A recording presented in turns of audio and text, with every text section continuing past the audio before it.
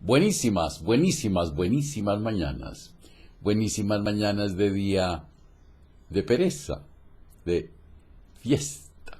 Mi Cristo interior saluda y bendice a tu Cristo interior, tú que vas a conectarte esta tarde, mañana, cualquier día, esta noche. Y también de aquellos que queriendo conectarse no pueden.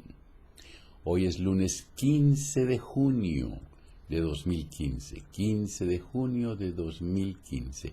El programa es el número 1023. Que el espíritu de sabiduría descienda sobre nosotros todos y nos ilumine. A mí para decir lo que debo decir, a ustedes para comprenderlo. Gracias por sus correos, gracias por lo que en ellos escriben, gracias por sus manifestaciones y buenos deseos de bienestar y salud para conmigo. No debo un solo correo. Bueno, hasta esta mañana. Este programa se lo dedico a todo el mundo, especialmente a los papás y más aún a los maestros. Escuchen esto. Y se inicia con un cuento que refleja la labor del maestro y cómo taramos a nuestros hijos. Escuchen bien. Una vez un pequeño niño fue a la escuela. Él era en verdad un niño pequeño y aquella escuela era muy grande.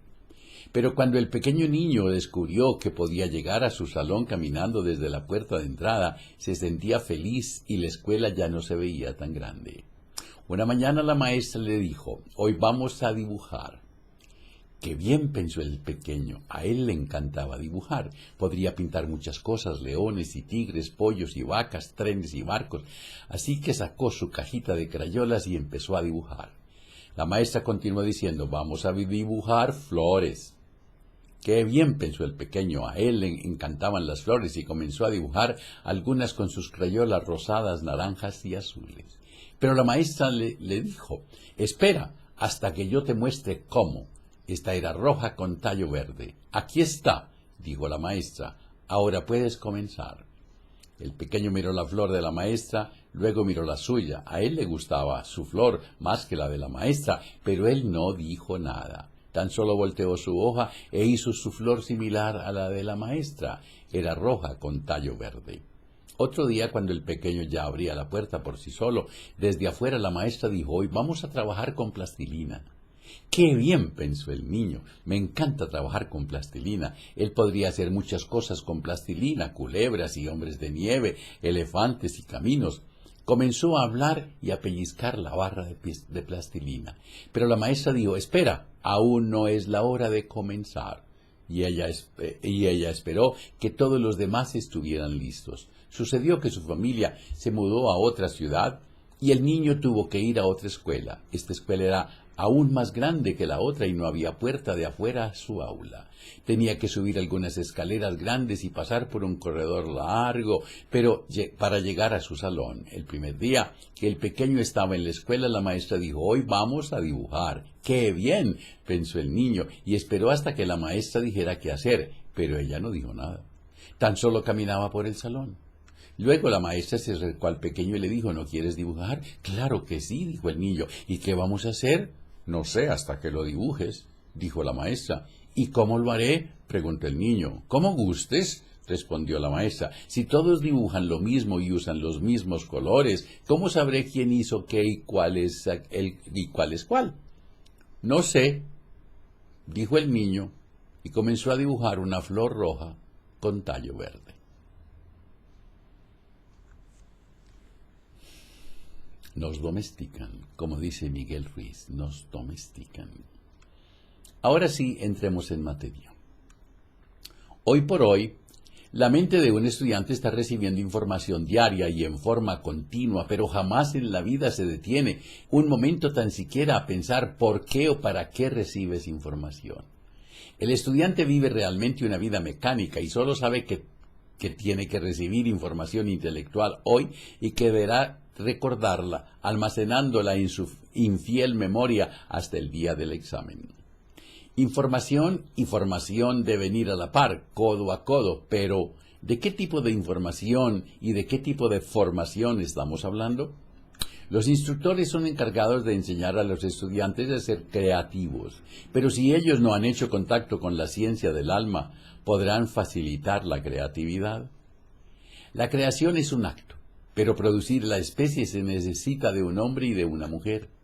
Esta es la creación biológica, es decir, la reproducción. Ahora bien, con la misma energía con que se gesta un hijo, se engendra una idea, una empresa.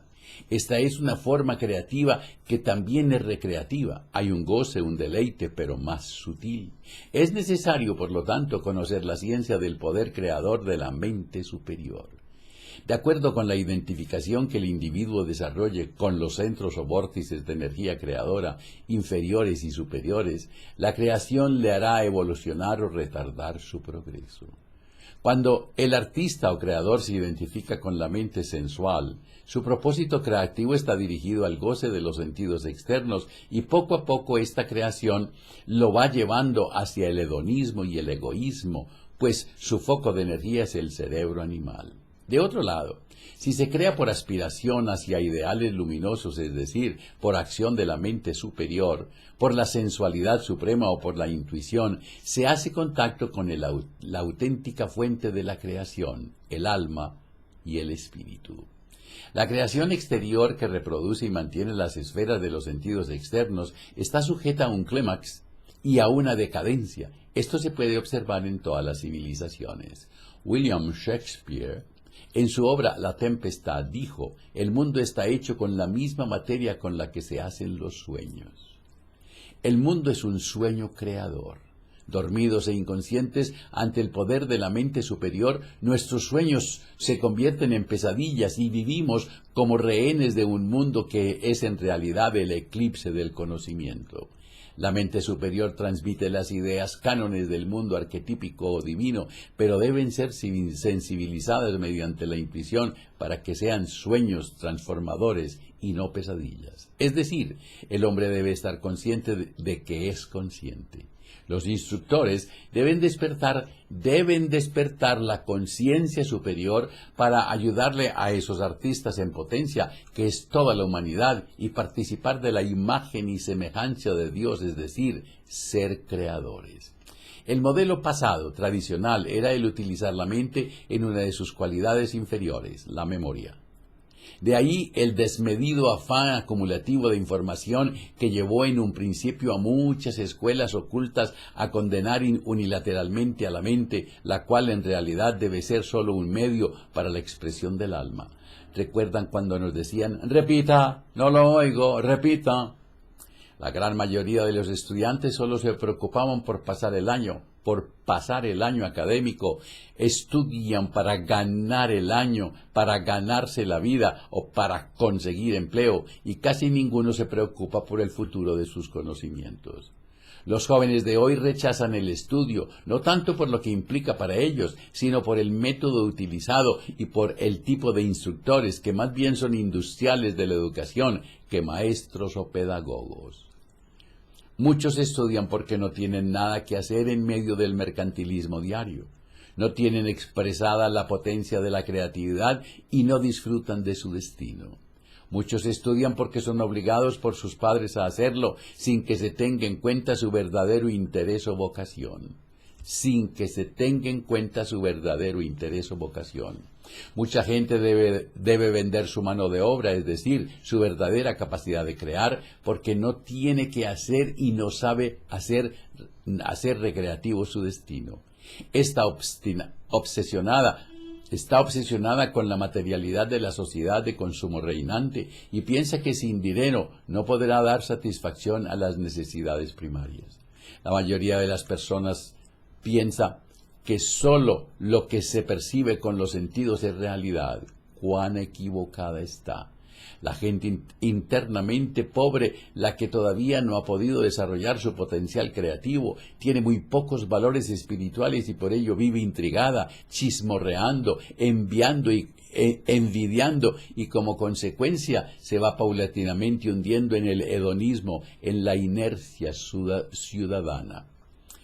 Hedonismo con H, busquen esa palabra, hedonismo. Una auténtica tradición regenera, pero cuando no lo hace así, es una tradición contaminada, hueca, que repite moldes errados, manifestándose en la decadencia de los pueblos. La imitación es producto del miedo, del temor a la muerte, de la contaminada tradición. Miedo a ser auténtico, a identificarse, a ser uno mismo. La gente con miedo imita a todos aquellos a quienes se apega y no siempre busca imitar a los seres que van más adelante en el camino de la evolución, sino que emula precisamente a aquellos a quienes todavía les falta mucho por identificarse a sí mismos. La imitación destruye totalmente la libre iniciativa. Todos los que se ponen una camiseta del mismo color, todos los que gritan. En las clases de pintura y dibujo se les enseña a los alumnos a cuidar, a pintar imágenes externas, a fotografiar. Es decir, día a día, clase a clase, se les va obstruyendo su creatividad y se les va programando su mente para engrosar la playa de inútiles que deambulan sin rumbo, solo confiando en lo que otros puedan hacer por ellos. Crear no es imitar, crear no es copiar, crear no es esperar a que otro haga, no. Crear es traducir, transmitir y plasmar en el lienzo o en el papel el mensaje sutil que nos encanta cuando hay un atardecer, una alborada, un arrebol, un árbol con sus inefables melodías de dimensiones superiores a las del tiempo y el espacio. Este es un arte creativo, recreativo, evolutivo. De esta misma manera, si la música, la pintura o la poesía hacen resonar los centros inferiores, se convierten entonces en un arte destructor que puede degenerar hasta al más bueno de los hombres. El rock pesado. Hay creación verdadera en los ideogramas y logogramas transformadores de los artistas mayas, aztecas, chinos y japoneses, para destacar solo unas culturas. A estos artistas no les interesaba copiar. Ellos se realizaban con verdadero disfrute de ellos mismos, transformando la belleza abstracta de la naturaleza en el mensaje sutil de las figuras. Los pintores auténticos del Zen, del Renacimiento, no imitaron, crearon. Nuestros Botero, Rayo y Obregón tampoco han imitado nunca. Ellos, igual que Da Vinci y Miguel Ángel, crearon. Lo importante, por lo tanto, no es imitar. Esto es lo propio de la moda, que es variable y pasajera, precisamente por fundarse en lo superficial, en el sentirse bien externamente. Vestirme para estar a la moda. Una vez saboreadas esas sensaciones, hay una saturación y una necesidad de nuevas sensaciones. Estas personas se inquietarían si se les dijese que existe una fuente que brinda un agua que, si es bebida, no se siente sed nunca jamás.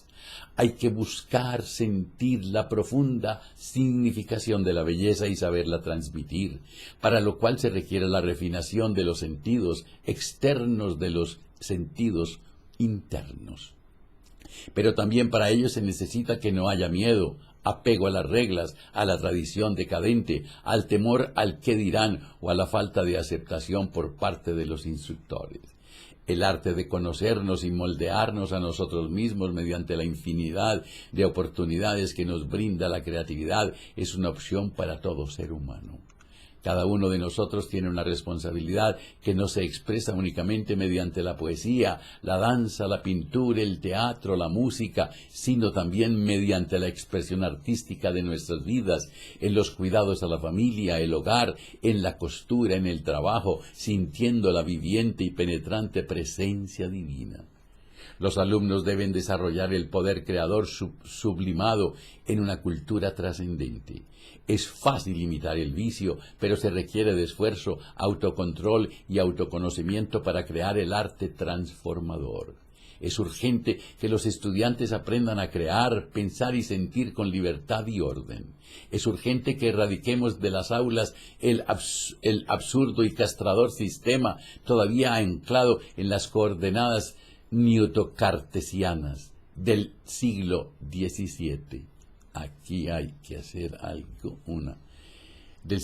y con el cual hoy solo producimos la humillante raza de peones de las máquinas, hombres y mujeres jóvenes, con pensamientos lineales y mentes cuadriculadas, carentes de un contexto de globalidad donde ubicar valoraciones cualitativas con perspectivas trascendentes. A cambio de imitar, es necesario comprender conscientemente para crear. La ciencia de la creación puede igualmente llamarse la ciencia de la conciencia, y es la ciencia la que nos permite descubrir nuestra relación con los seres humanos, con la naturaleza biológica y cósmica, y facilitar la transmisión de verdades superiores a niveles inferiores para redimir, liberar y recrear. 10 o 15 años de estudios para salir convertidos en autómatas parlanchines al servicio de una sociedad sensual dedicada al consumo deben preocupar a quienes estructuran los programas educativos. Desde los tiempos de Heráclito de Éfeso, 600 años antes de Cristo, se había señalado que el aprendizaje de muchas cosas no lleva al entendimiento. El aprendizaje de muchas cosas no lleva al entendimiento. Bertrand Russell, 2500 años después, anotaba: no es la misión de la universidad llenar la cabeza de los estudiantes con tantos hechos como sea posible introducir en ella. Su verdadera misión consiste en inculcar en el estudiante hábitos de examen crítico y la comprensión de cánones y criterios sobre las diversas materias. La autoridad inconsciente de los instructores destruye la libre y ordenada iniciativa de los jóvenes, requisito indispensable para una auténtica creatividad. Un instructor consciente no se opone a la liberadora creatividad del espíritu. Los instructores autoconscientes saben que no saben y hasta se dan el lujo de aprender observando las capacidades creadoras de sus discípulos. Más aún, las facilitan dejando de lado lo magistral para que el discípulo crezca y se exprese para que no sea inhibido por una luz de información omniabarcante. Fernando González, aquel insigne pensador antioqueño, el de otra parte, en su libro Los Negroides escribía: la pedagogía consiste en la práctica de los modos para ayudar a otros a encontrarse. El pedagogo es un partero. No lo es el que enseña función vulgar, sino el que conduce a los otros por sus respectivos caminos hacia sus originales fuentes. Nadie puede enseñar. El hombre llega a la sabiduría por el sendero de su propio dolor. De este modo, maestro podría llamarse a quien permite que brote el potencial creativo de sus discípulos y, más aún, lo exige o evita la dependencia que puedan ellos formar de él. Este es el verdadero facilitador, mediador o partero. Luego de que el instructor se ha autoengendrado lleno de creatividad, se manifiesta el arte de liberar el potencial creativo de los demás. No andaba muy despistado Fernando González, pues lo de partero ya lo había patentado unos 2400 años antes, nada más que el mismísimo Sócrates, cuando definió su magnífica mayéutica, que, como bien se sabe, es una palabra griega que significa arte de partear en nuestra lengua. ¿Y qué es la mayéutica? Es el arte con el que el maestro, mediante su palabra, va alumbrando en el alma del discípulo nociones que éste ya tenía en sí sin él saberlo. La misión principal del docente está en procurar una respuesta oportuna a la doble pregunta que corrientemente se plantea a cualquier estudiante: ¿cómo son las cosas y por qué son las cosas así?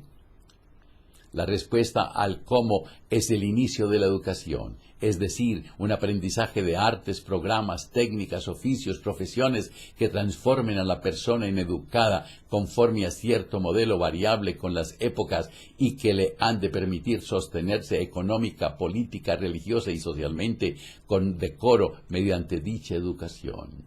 La respuesta al por qué está en las raíces mismas de la cultura, en su aceptación más estricta, un adiestramiento en los hábitos de reflexión y examen crítico que conviertan a la persona en culta, cultivada, capaz de crear, innovar e ir más allá de la educación adquirida en los planteles o centros de educación. Los instructores inconscientes que creen saberlo todo, llenos de normas estrictas e inflexibles, atropellan la libertad de sus discípulos y les inhiben su verdadero potencial creativo, conduciéndolos a ser imitadores y reproductores de un sistema decadente. La verdadera autoridad solo puede ser ejercida por quienes son autoconscientes, pues son libres y se limitan a ayudar a que la humanidad sea creativa. Los derechos de autor pertenecen al alma y al espíritu. El sol nos alumbra por igual, el agua fluye libremente por los cauces y los árboles frutales jamás levantan las ramas para evitar que les cojan los frutos. Es el interés egoísta el que pone los precios. Son realmente pocos los genios creadores que han buscado enriquecerse materialmente. Los genios creadores, los que hacen ascender la cultura, tienen como sus riquezas a la radiación y el magnetismo, curadores y creadores. La disciplina, si es autoimpuesta por un móvil consciente, por ideales luminosos, es un bien para el incremento de la creatividad, pero esa disciplina debe ser espontánea y con deleite, y podría llamársele mejor constancia en la práctica o continuidad de propósito. El otro concepto de disciplina, el fascista, el tradicional, es el cultivo de la resistencia. Cuando más luchamos contra algo, cuanto más lo resentimos, cuanto más lo rechazamos, menor es la comprensión que tenemos de ese algo. La disciplina militante castrense destruye la sensibilidad y por ende destruye la libertad y acaba con los derechos humanos, subyugando al individuo. La atención mecanizada, aquella que utiliza el estudiante para responder a los exámenes, hace dilapidar la energía creadora y crea conductas extrañas y en oportunidades patológicas por temor a la mala calificación que inhiben la memoria, haciendo olvidar el conocimiento adquirido y conducen indefectiblemente al fracaso estudiantil. La atención consciente excluye la identificación y si no hay comprensión, cuestiona o se beneficia de los detalles de luz e ideas lúcidas. Cuando nos identificamos con las personas, con los objetos, con las ideas, nos olvidamos de nosotros mismos y perdemos nuestra energía creadora. Estamos encuadrados dentro de un esquema tridimensional de causa, tiempo y espacio que no nos permite ver nuestra propia realidad y confundimos lo que vemos, olemos, tocamos, sentimos y oímos con la realidad, la cual es solo una ilusión. Algunos de nosotros creemos que porque pensamos existimos y debemos principiar a creer que existimos porque alguien piensa que nosotros existimos. La creación y la creatividad emanan de la libido sublimada, de la capacidad de la libido sublimada, de la capacidad que debe aprender el ser humano a guardar para establecer su propio crecimiento, para dar a su imaginación toda su fuerza creadora. Los instructores comprenden la necesidad de enseñar el camino del análisis, la meditación y la comprensión. Ninguna persona comprensiva acepta dogmas. Creer, porque usted lo dijo. Primero se investiga y se comprende, luego se experimenta antes de aceptar. Cuando la comprensión es plena es innecesario aceptar. La verdad no es cuestión de aceptar o rechazar, sino de comprender, experimentar y vivenciar. El maestro debe proponerse como su meta el educar y el cultivar, informar acerca de las materias, conocimiento negativo, ¿cómo? Y motivar la reflexión sobre tales informaciones, como conocimiento positivo. ¿Por qué? Los instructores no tienen derecho a enjaular la mente de sus discípulos y mucho menos a cuantificar sus aptitudes. Es inconcebible que todavía estemos presentando exámenes y evaluaciones en donde se determina que un estudiante sabe 2,8, 3,4 o 4,7. Es inconcebible que un joven pueda perder un año, todo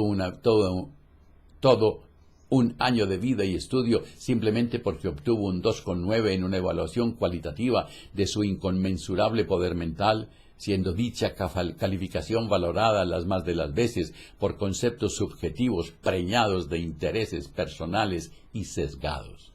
La rigidez de nuestro sistema de evaluación da al traste con las aspiraciones de la mayoría del estudiantado y pone en conflicto a las familias. Muchos padres no miran el adelanto intelectual de sus hijos, sino la fría y estática calificación numérica en la libreta. Sirve este absurdo sistema además para encubrir las marrulleras venganzas de algunos profesores que por pruritos puramente subjetivos ejercen veladamente, dándole así satisfacción personal a sus pueriles intereses, incluyendo la venganza por la no complacencia al acoso. Es de comprender también que tan numérico y sistema se valgan algunos insensatos educadores para dar salida a sus degradaciones y obtener prebendas y coimas que envilecen cada día más tanto al hombre como al sistema educativo. La mente es un instrumento para el conocimiento y de acuerdo a su identificación sensual, inferior o sutil, asimismo es la calidad del conocimiento. El conocimiento da poder y cuando está armonizado con el corazón es una sabiduría del corazón que Lao Tse llamó el ser interno. La educación debe partir del interés, pero no del interés de un organismo gubernamental o de las necesidades para cubrir ciertas carencias sociales, sino del interés de un individuo dotado como está de un plan de vida y de realización. Es necesario consultar al hombre y poner a su disposición todo lo requerido para su realización, sin obligarle a que acepte a regañadientes los deseos de otro u otros. La mera información no basta. Hay que adobarla con insistentes ejercicios de reflexión crítica de los cuales resulta como corolario natural el proyecto creativo. Educar es guiar, indicar, facilitar el camino, asistir, comprender, prestar un hombro para que alguien llore y enjugar sus lágrimas en silencio. Cuando el maestro enseña, aprende el alma del alumno. Educar es en una palabra, es amar. Pidan estas memorias. Me escribió un nieto. Hola abuelo, un saludo y un abrazo desde Bogotá. Me encantan tus analogías, tus comparaciones, donde tú mismo te pones como ejemplo, que a los 17 fui detrás de una idea para Estados Unidos, que cuando tenía 12 escuché a mi tío que hoy es tal, que fundé a Cremalleras Yecacá con tales y cuales características, que lucías impecable cuando la temperatura de ciertas regiones del mundo era muy alta en Surinam. Y tú eras vendedor, que bebí, que fumé, que esperaba el bus en la Plaza de Bolívar, que mis hijos hoy son tales que cuando imaginaste tal o cual cosa. Lo anterior creo que a muchos nos hace creer de verdad que eres de carne y hueso, que no eres producto del azar, sino el resultado de muchos esfuerzos. Por todo esto y por mucho más, mil gracias, maestro.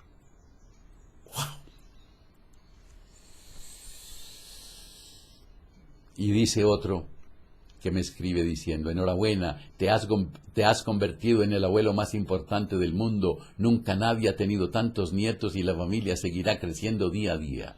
Recibe toda mi admiración y devoción y que el espíritu de sabiduría te siga acompañando en tan valiosa tarea por muchos años. Gracias a Dios se te ve que disfrutas de una buena salud. Gracias. Desde Madrid,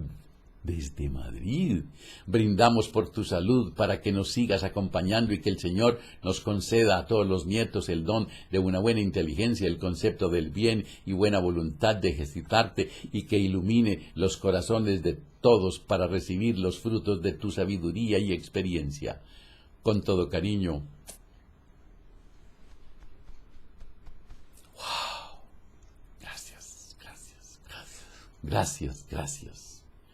Cuando te abrazas, cuando te quieres, cuando te amas, la vida te abraza, la vida te quiere, la vida te ama. Digan muchas veces hoy, me acepto y me apruebo como soy, me amo. Mañana la letra con sangre no entre. Que la prosperidad, la armonía, la salud, la sabiduría, el amor sean con ustedes y sus familias, conmigo y mi familia.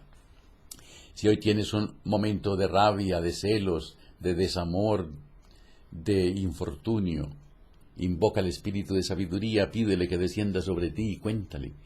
Y si al contarle algo encuentras mal puesto contra otro, perdónalo, ámalo, agradece, olvida. Y si es contigo, perdónate, ámate, agradece y duérmete.